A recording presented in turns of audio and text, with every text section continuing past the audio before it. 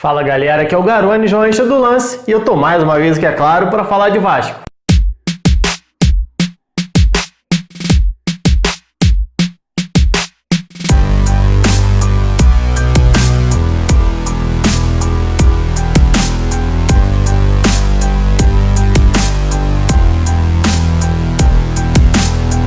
Acabou ainda há pouco em São Januário, Vasco 0, Grêmio 0, primeira partida em que o Vasco não vence nesse campeonato brasileiro. Agora são 4 jogos, 3 vitórias e 1 empate.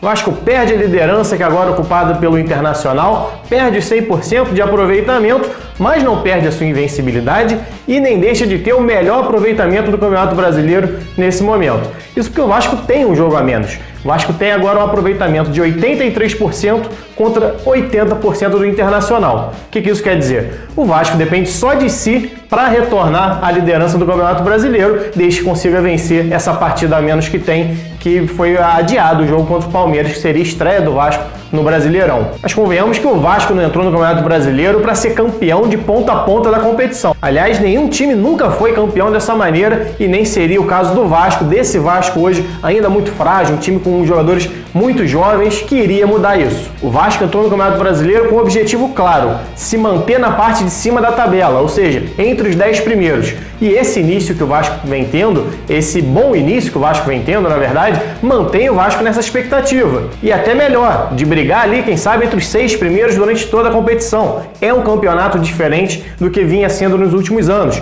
Paralisação por razão de pandemia de coronavírus, jogos sem torcida, muitos jogos em sequência, um em cima do outro. Então é um campeonato atípico e o Vasco tem tirado proveito disso. Eu cheguei a comentar no nosso grupo lá no Telegram. Aliás, se você não faz parte, quer entrar, torne-se um membro aqui do canal, o botão aqui embaixo. Você participa do nosso grupo no Telegram, nossa liga no Cartola, que tá valendo camisa do Vasco. Pode participar do quiz toda terça-feira ao vivo aqui no canal. Então dá uma olhadinha aqui. Aliás, se inscreve no canal, deixa o like, deixa seu comentário também sobre o que você achou desse Vasco 0, Grêmio 0. Mas voltando aqui, lá no grupo do Telegram havia comentado antes do jogo que essa seria a partida mais difícil desse início do Vasco. Por quê? O time do Grêmio é o que joga mais tempo junto. Estou falando só de jogadores. O Renato Gaúcho, hoje no Brasil, é o treinador que tem o trabalho mais longo. É a equipe que há mais tempo mantém um modelo de jogo. E o Vasco já é exatamente o oposto. O Ramon está 2, 3 meses trabalhando no Vasco e com tudo isso que eu falei aqui: pandemia, paralisação, campeonato indo e voltando pela metade, as finais do Campeonato Carioca, depois para novamente,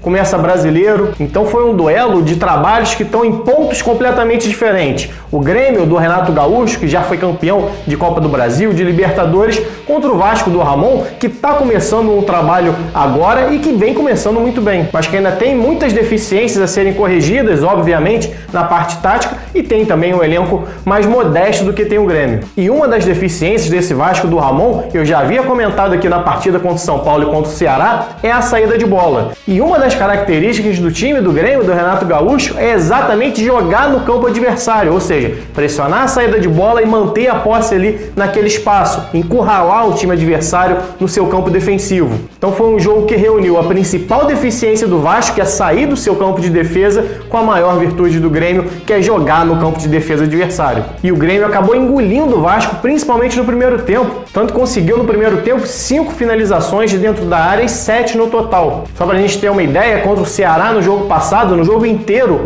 o Ceará conseguiu finalizar só 3 vezes dentro da área do Vasco. E não foi por um problema da defesa do Vasco, muito pelo contrário, foi um erro do meio de campo do Vasco. Já comentei aqui também nos jogos passados. O Vasco é um time que joga de costas para o gol adversário quando é pressionado. Andrei recebe a bola o tempo todo de costas, Thales Magno recebe a bola o tempo todo de costas, Felipe Bastos, Benítez, e recebe sempre de costas porque está sempre bem marcado. O Vasco ainda não acertou a movimentação para fazer essa saída de bola com mais qualidade. Os jogadores se posicionam, o time se organiza, mas não tem movimentação para receber essa bola em progressão, por exemplo, na saída de bola. E a partir do momento que os jogadores ficam estáticos, isso facilita a marcação adversária. Tanto que Bruno Gomes, Andrei e Felipe Bastos perderam um volume muito alto de bolas ainda no campo de defesa. Tanto por erro técnico, ou seja, aquele erro individual de um passe simples que poderia ser dado com tranquilidade, que acaba errando, mas principalmente por falta de opção no passe, de ter que forçar um passe um pouco mais longo ou uma jogada para um jogador que já está sendo pressionado, para um companheiro que vem sendo pressionado e acaba recebendo a interceptação.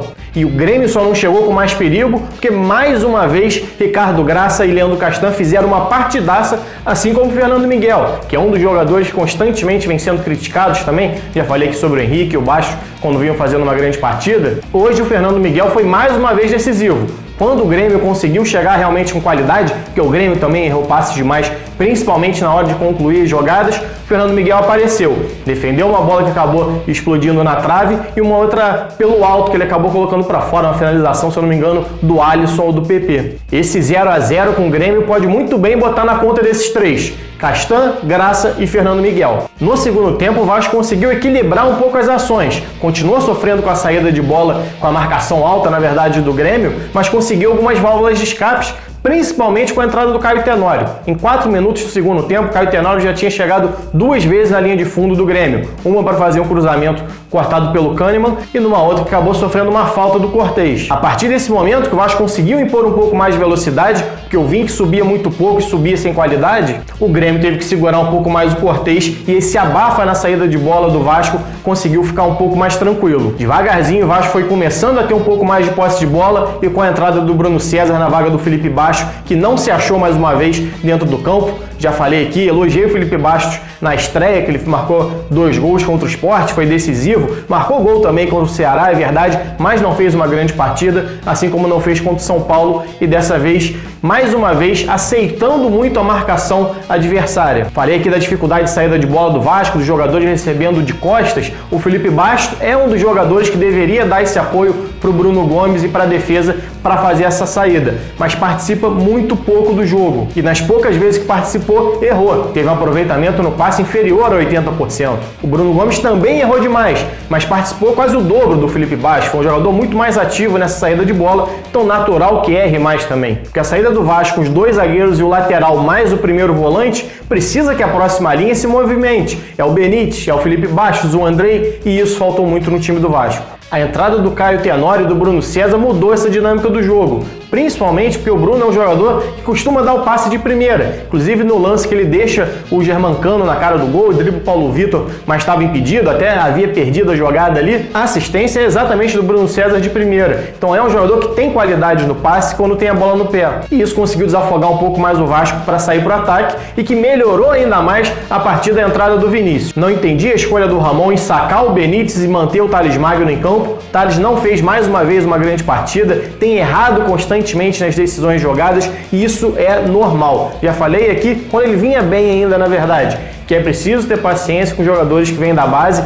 principalmente os que vêm muito jovens. Thales Magno praticamente não atuou no Sub-17, subiu para o Sub-20, logo depois já estava nos profissionais, mesmo sendo reserva na Copinha, ou seja, mesmo com poucos minutos na bagagem, já chegou aos profissionais. Então essa cobrança excessiva em cima do Thales, e não falo só da torcida, mas o de deixar ele 90 minutos em campo, dele ter que ser a referência ofensiva do time, a válvula de escape, é muito grande. E o Benítez, mesmo não fazendo uma grande partida, era um jogador que ajudava bastante no setor defensivo, é um jogador que marca o tempo todo, que corre e se dedica. Então eu particularmente teria entrado com o Vinícius na vaga do Thales e não do Benítez, mas de toda forma funcionou. O Vinícius é um jogador que eu já falei aqui em outras oportunidades, antes mesmo dele estrear como profissional no Vasco, eu já havia feito um vídeo falando dele por causa de alguns jogos do Sub-20 que eu tinha assistido e voltei a falar quando o Vasco negociou o Marrone com o Atlético Mineiro, que eu falei que pelo lado do campo o Vasco tinha um titular que era exatamente o Vinícius. E logo numa das primeiras jogadas que ele recebeu pela direita, ele deu a melhor finalização do Vasco no jogo, que foi de perna esquerda, o Paulo Vitor conseguiu defender no cantinho. Então conseguiu desafogar o lado esquerdo, que vinha sendo ocupado pelo Thales, com essa entrada do Caio e do Vinícius pela direita. O Grêmio já não ficou mais tão confortável no jogo, porque tinha que parar essa velocidade. O Orejuela estava marcando muito bem o Thales Magno pela esquerda, mas com Caio e Vinícius pela direita, o Cortez passou a ter que ter uma atenção redobrada e o Grêmio também foi um pouco mais para o seu campo defensivo e o jogo ficou equilibrado, terminando em 0-0. O que foi para mim sim um bom resultado para o Vasco. É claro que a torcida sempre quer o time vencendo, principalmente em jogo dentro de casa, valendo a liderança do campeonato, mas a verdade é que empatar com o Grêmio no início de trabalho do Ramon, com todas as dificuldades que essa equipe ainda tem, enfrentando um Grêmio titular, um modelo de jogo implantado há muitos anos, precisa ser valorizado. Eu vi algumas pessoas comentando e chamando o Vasco de cavalo paraguaio. Bom, a verdade é que o Vasco nem nesse páreo não estava até outro dia. Só do Vasco estar nessa corrida entre os 5, 6 primeiros do Campeonato Brasileiro já é algo acima do que se esperava. E esses 4 jogos de vencibilidade do Vasco, o melhor aproveitamento até agora no Brasileirão, mostra que o Vasco pode se manter por um tempo mais seguro lá em cima. O campeonato está passando, o Vasco está enfrentando adversários difíceis e segue pontuando. Era isso que o Vasco precisava. Bom, galera, essa é a minha análise de Vasco 0, Grêmio 0. Se você é novo aqui no canal, não deixe de se inscrever, deixar seu like, deixar seu comentário também sobre o que você achou do jogo. Saudações e até a próxima!